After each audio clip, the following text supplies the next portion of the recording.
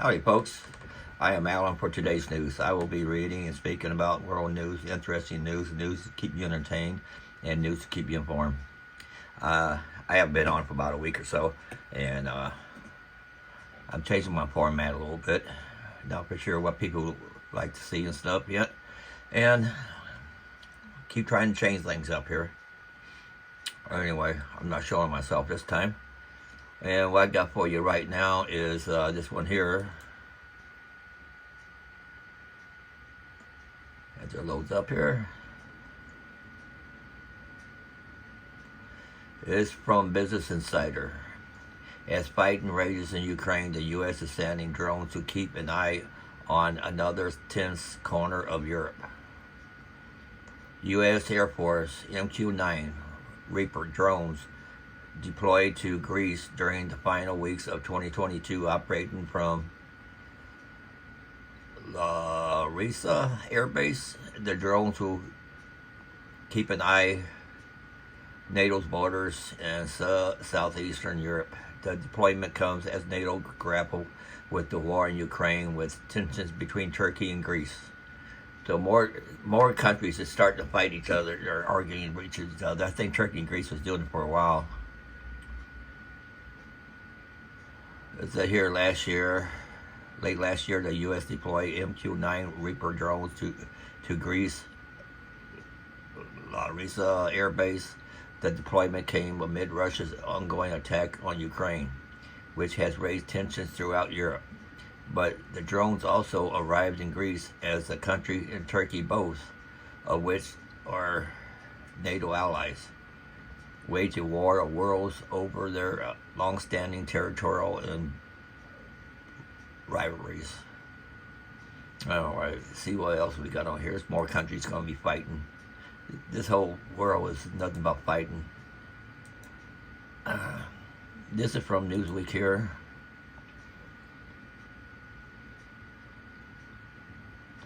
It said Russia's communists take to the street demanding Putin be ousted.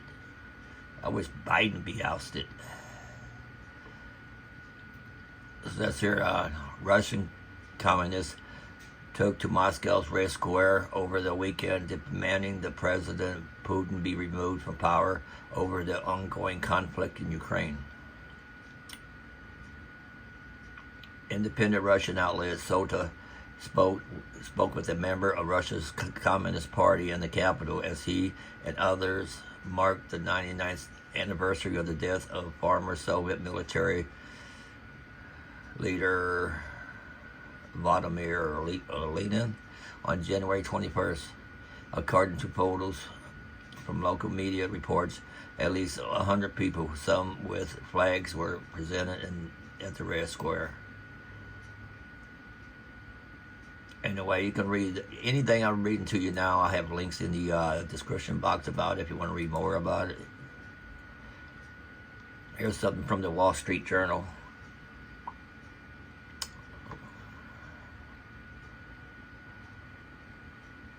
Tanks in Ukraine, how Abrams and Leopard tanks compare to Russia T-72. They ain't nothing. I won't put that link in, that's nothing there. See, here's from Business Insider. I forgot to set my camera so it doesn't show the lines on the screen. A Google employee of 11 years says he and his wife stared at each other in disbelief when they realized they'd both been laid off by the company. A Google employee said he and his wife were both laid off by the tech giant in Friday's mass call. Ashish Kalish, I don't know how to say his name, wrote on LinkedIn that they stared at each other in disbelief that morning as their daughter slept. He said on an H-1B visa and has a 60-day countdown to find a new role or leave the U.S. A Google engineer said he and his wife stared at each other in disbelief. Learning of Friday. Oh, I already read out stuff like that. Anyway, you can read the rest of that in my description box. And let's see here.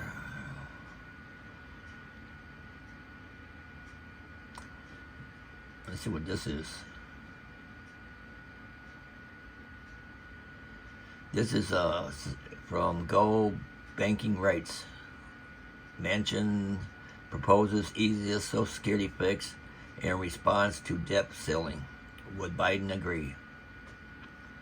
On January 19th, a U.S. official hit its debt ceiling, having spent all of the $31.4 trillion available for expenditures as allocated by the Treasury. In the days since, conversations have become heated about how the country will move forward to avoiding a total spending freeze and a financial catastrophe. Unless Congress acts before the impending June deadline, there could be a grave effects. A report from Moody's estimated that 6 million jobs have been on the line, bumping the unemployment rate up to 7% and pushing the country into a full-blown recession, as Gold Banking Rates reported. Currently, Congress remains at an impasse.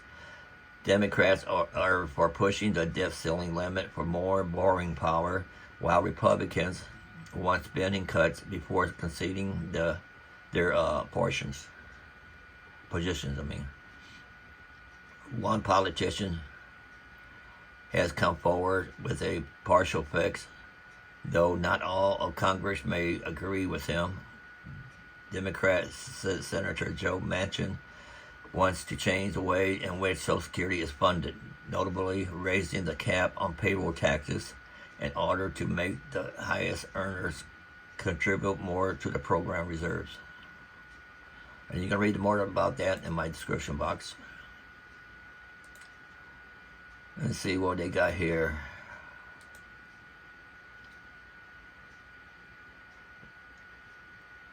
This is from Business Insider. Shoplifters have set fire to 2 Walmarts and a Target in Atlanta to create diversion while they steal. So the thieves are doing a new way of stealing now. They're setting these places on fire so they can just grab stuff and run. The criminals, they'll think of all kinds of stuff to do. Like I heard, the scanner devices they put on these gas pumps and on these in stores and ATMs to get to your credit card information. They're on an uprise this year. They said it's best to just use something like Apple Pay, Google Pay, or just tap your card. Just don't swipe the strip on the side of it. Anyway, it says here, fires at 2 Walmarts in December and a Target on Monday are being investigated as arson. Officials told local media the blazes appear to have been used as diversions for shoplifting. Similar incidents have occurred around the U.S., including a Home Depot fire that was detected from space. It must have been a big fire then. Retail thieves appear to be using even more brazen methods to steal merchandise. Officials in Atlanta confirmed to local media Tuesday that a fire at a Target on Monday was being investigated as arson, along with a pair of similar incidents at local Walmarts in December. Okay, let's see what this video here says. This Ace Hardware in Lakewood showing workers tackling a thief as he tries to walk out with stolen stuff. Small business owners like that hardware store would like to put the hammer down on shoplifters. Crime is cutting into their thin margins. Yeah, and this type of crime is on the rise. Nationwide, 8 out of 10 retailers report increased incidents of violence and aggression this past year. In Jefferson County, they saw an 80% increase in shoplifting crimes between 2021 and 2022. Jamie Leary is your community reporter in Jefferson County for us. And Jamie, businesses like these are really seeing their profits chipped away bit by bit. Business owners tell me not only are crimes becoming more aggressive, but they are now organized, meaning people are working together to steal things off of these shelves. And penalties, the owner of this Lakewood Ace Hardware says they're not stiff enough to deter anyone. And until the laws change, he says his hands are tied. It's a daily occurrence. Shoplifting. Not only is it daily, Todd Irwin says at his stores, it's gone from petty to brazen. And even depending on how long you guys are here, somebody is stealing right now. The Irwins have owned Ace Hardware stores since the 60s. Small ticket items would disappear from time to time, but now... Where we've seen the biggest change now is the organized part of it. So they come in on cell phones, they have getaway vehicles, they're distracting our management team. And then the large ticket items, just blatantly walking out with handfuls of power tools, power equipment, chainsaws, Yetis. When Irwin opened the Golden location in October, the Yeti coolers were the first to go. Since then, countless thefts have occurred. When we met him, he was reviewing surveillance from just the night before. A woman at his Lakewood store casually loading her arms with merchandise. Kind of cruised around here. The video shows her kind of looking at the door. Took one last look upstairs to make sure no one was coming and just casually walked out the door. Hundreds of dollars literally out the door daily. Irwin estimates he lost more than 2% of his annual revenue. For his employees, it's too dangerous to do anything. No chasing them, no leaving the building. Not only does it impact Irwin's bottom line, he points out a dangerous ripple effect that goes beyond just the resale of the items online. So they're stealing bolt cutters from us to go break into people's storage units. I think it starts with government changing the laws, making it so that there's bigger penalties. In Colorado, currently, theft less than $2,000 is considered petty or a petty misdemeanor. And now in Colorado, it's not clear if lawmakers are working to increase penalties for theft, but they are working on a major crackdown. We'll continue to follow the story. Live in Lakewood, Jamie Leary, covering Colorado First. I heard in Atlanta, Georgia, they're making it tougher on people that shoplifts, give them prison time or jail time for a long time, you know. And see what else we got here.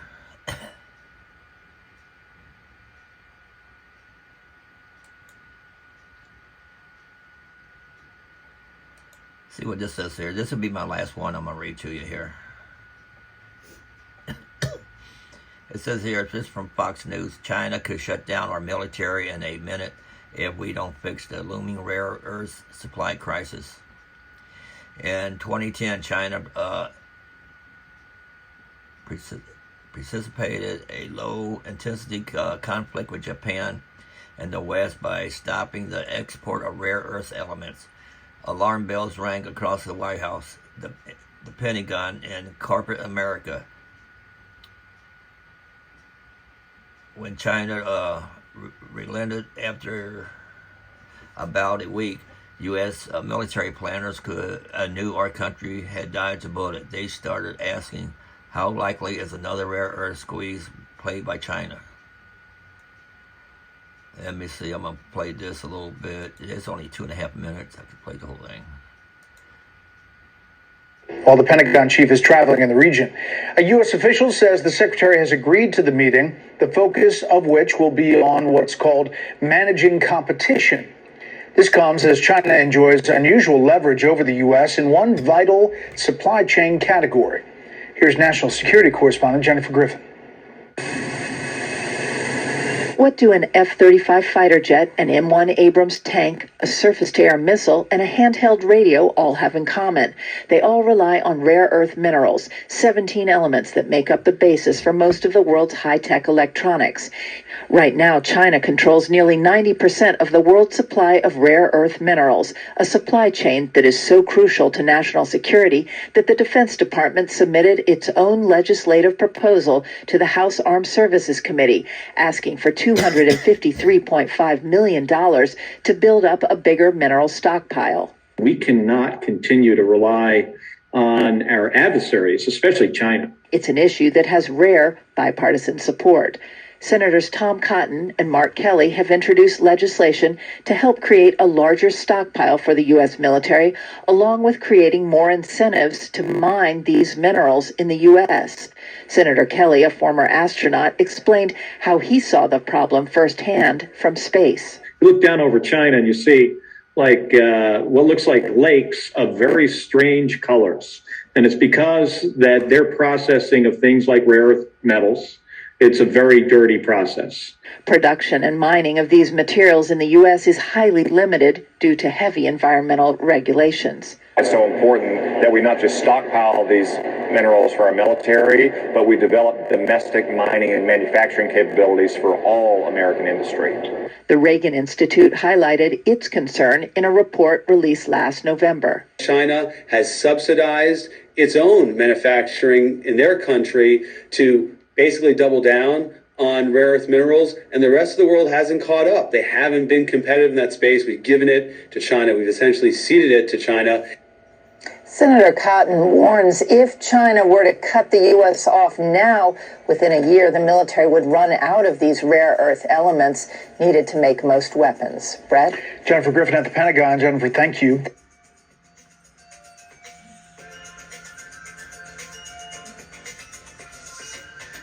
Okay, that's all I got for you for the news. And all these I read here, the link will be in the description box. So I hope you enjoyed it, and comment, like, subscribe, and let me know what I can do better on the news. And until next time, later.